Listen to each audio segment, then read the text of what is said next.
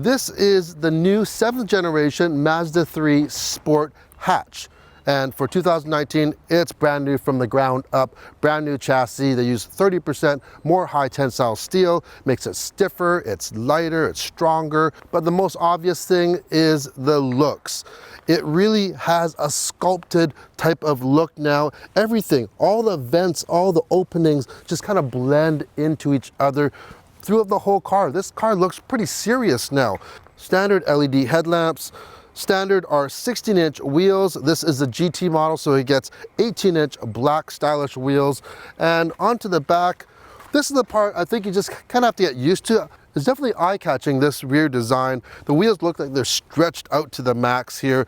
You have standard LED tail lamps. And just like the front, everything blends together very nice to make a nice, tidy package.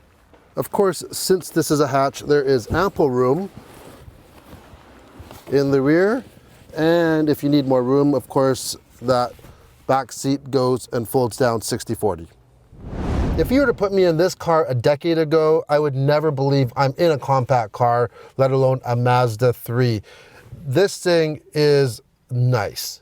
I'm serious. It has a minimalistic design. There's a 7-inch configurable round screen in behind the steering wheel. I love how the gauges are rimmed with a kind of a brushed metal look. And then standard is an 8.8-inch infotainment screen, and it's inset into this area up front, and it has a kind of a trapezoidal shape to it. Even though the display itself is rectangular, I like how they've made it look different. Then you get to this mid-level area where you have your air vents that just kind of go sweeping straight across. And they're very, very thin, sleek. The climate control buttons are reminiscent of the new Mazda 6. Everything is straightforward, and that's what you want. Also standard are Apple CarPlay and Android Auto. They've changed the positioning of the cup holders. You have a storage area up front here. The armrest is almost twice the size as the outgoing model. And here you have your control wheel to control everything on the screen. This is the GT model, as we stated, and it's equipped with these beautiful red leather seats and a matching red leather interior with matching stitching, Bose stereo system, and also a glass panoramic roof as well.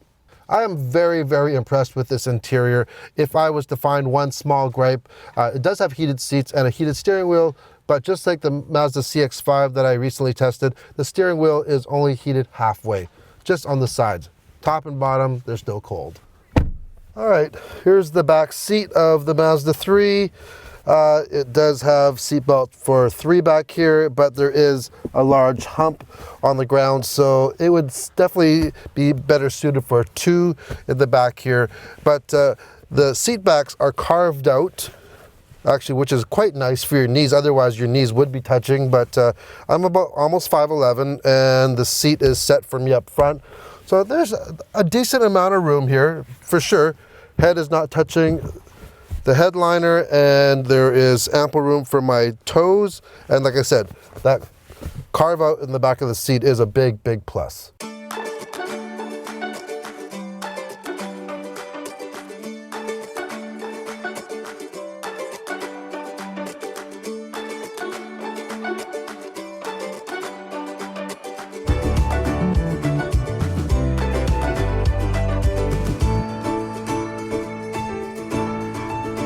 There are some new things and some old things on the drive of this new Mazda 3.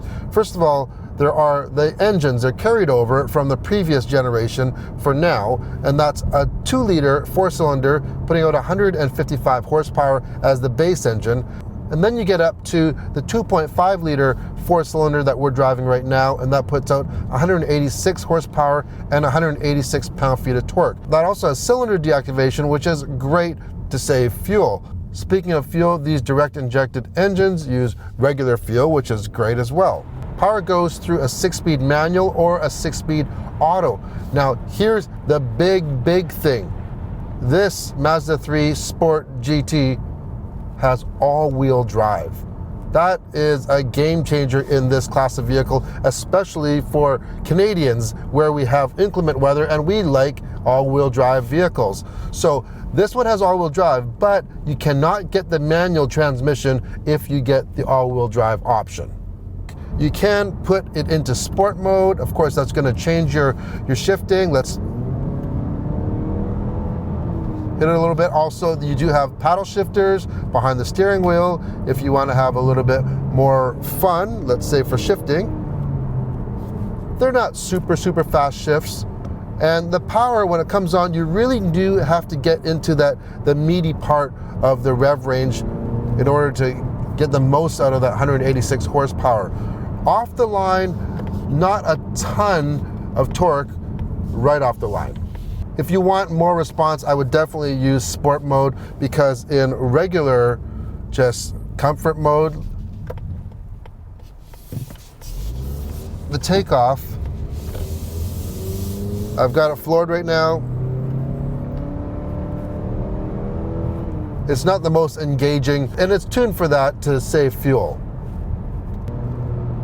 The iActive all-wheel drive system in this Mazda 3 drives predominantly as a front-wheel drive system and sends power to the rear when needed. Now, this is a smart system. It's proactive. It's using sensors like the steering angle, accelerator, braking, temperature outside, wipers. It's using all that information to apply power when traction is needed, even before you have any slippage.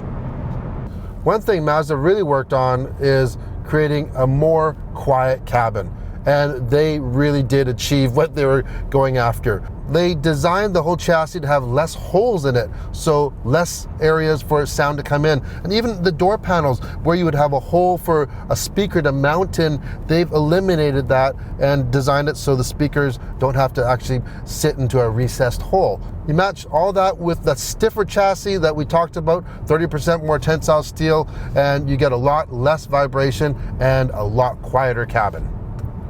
Here's a good example of the noise level. We are cruising on the highway at 90 kilometers an hour, 1500 RPM. We've shifted into 6th gear. And yeah, you are very well isolated. Handling wise, this is equipped with their G vectoring control system. What that is kind of like a torque vectoring system, where it's using engine speed to speed up certain wheels. And then for this all-wheel drive system, which is primarily a two-wheel drive system, when you're going into a corner, it will actually disengage the rear wheels for a split second. For instance, if you were actually had it engaged, and what that's going to do, it's going to load up the front so you'll get more bite when you're turning in. And then the Plus system also uses the brake to actually, when you come back out of your turn, it applies a little bit of brake. It's kind of hard to explain. Let's just say when you drive it, everything just feels a lot more predictive, and it makes you feel more confident because you are a smoother driver. Instead of overcorrecting on your steering wheel, it just smooths things out, and smooth is good. There is a little extra cost with the all-wheel drive. It's $1,700, plus it's going to affect your fuel economy probably about 0.6 liters per 100K, which is a very small penalty to pay to have all-wheel drive. Safety-wise, this Mazda 3 Sport has radar cruise control, it has cross-traffic alert with braking, lane keeping assist, blind spot monitoring, all that, plus it also has brand new front knee airbags as well. One thing I really want to mention though is the head-up display on this new Mazda 3 is excellent, especially compared to the previous one, which was that kind of one that came out of the dash and projected onto a little piece of poly.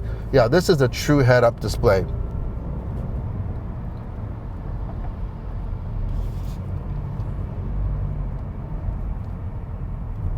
Mazda is working on making their brand a more premium, more upscale brand than some of its competitors, and I think they are really achieving what they're striving for, from that new Mazda 6, the new CX-5, and now this new Mazda 3.